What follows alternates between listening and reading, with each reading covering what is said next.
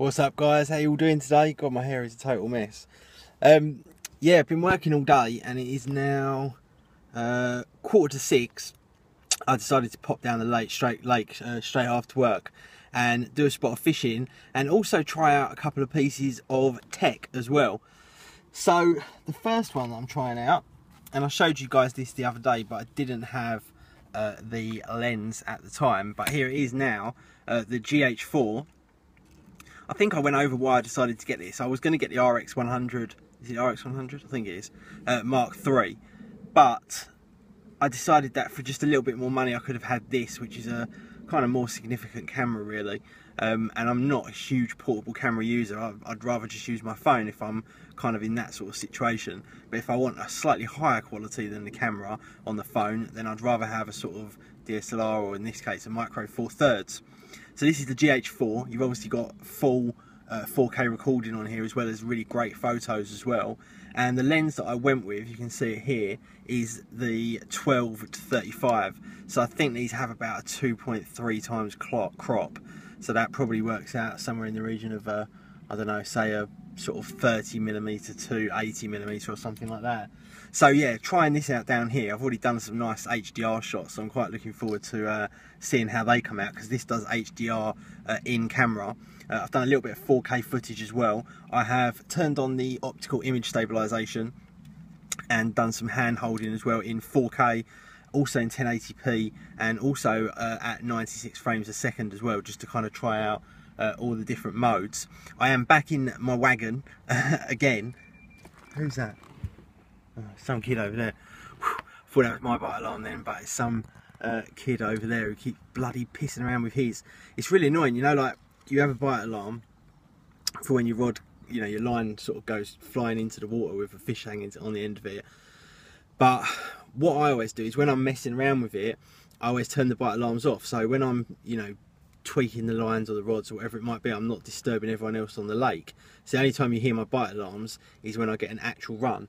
But some of the younger generation and some ignorant people have bad lake etiquette, bad bite alarm etiquette, and they just are constantly tweaking, and all you can ever hear is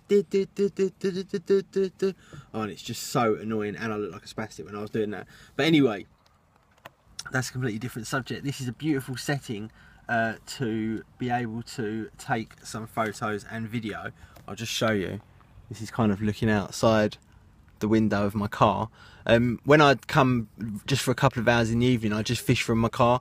So I just put my rods out here, and there's my new bait boat that I just bought the other day. And that's another reason, another bit of tech that I'm testing out is my new bait boat. So yeah, I already had a bait boat, but I found this incredible deal on eBay for another one that is slightly different make, but it has not only a fish finder, which I've got, and by the way guys, we don't actually use the fish finder, we just use it for the depth markings. If you found a fish, it would be gone by the time you went back.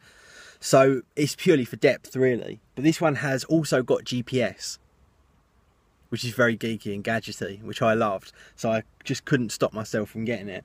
So this one, basically what you do is you store all of your kind of spots in it where you like to go to via GPS.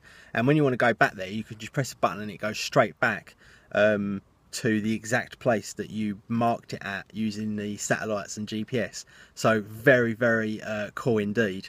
And I suppose it's more just for the gadgety kind of side of it that I'm addicted to, rather than the actual usefulness of it.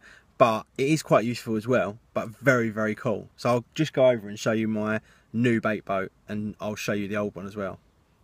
So this is the old one here. Not old, I'm still not decided what one I'm going to keep and what one I'm going to use. This is a wave runner. This has got two hoppers, so you put bait in both sides and you can open them individually. But on this you've also got two sections on the back where you can drop your hook independently as well. And this one is driven via actual rotors, as you can see, little fans in there, and I've actually upgraded mine to brass ones that make it go even faster. So there's that one, and then this is my new one here, which has got the GPS on. For those of you that are interested in fishing as well, I'll just show you my setup. You guys know I love setups, so this is an equally good, important one. I've got Delkin bite alarms here, purple, with purple duo carbs and bobbins as well, wired in with purple LEDs. I've got a Gardner rod pod, and then here are my Century C2 rods, and then here are my Shimano reels. I forget the model now. I think they're, I don't know, but they're magnesium anyway, so they're really light. Looks spectacular. And then I've got 17-pound fluorocarbon X line on as well. So yeah, full carbon fibre rods, magnesium reels, and then the bite alarms, and then there you go. What a picturesque setting. Although it looks a bit out of focus. There you go, that's better. Anyway guys, that's it from me today. I'm going to have another couple of hours fishing and probably be out of here by about 8, 9 o'clock, something like that. Jay's just bringing me down a couple of drinks, and then off to bed. And tomorrow I've got to do a thing at the local council, which is a speed education thing. So I got caught speeding, and you either take 3 points or you do this new assessment course thing instead. So I've got to do that. So either way, I'll let you know how I get on, and I will see you tomorrow. Peace.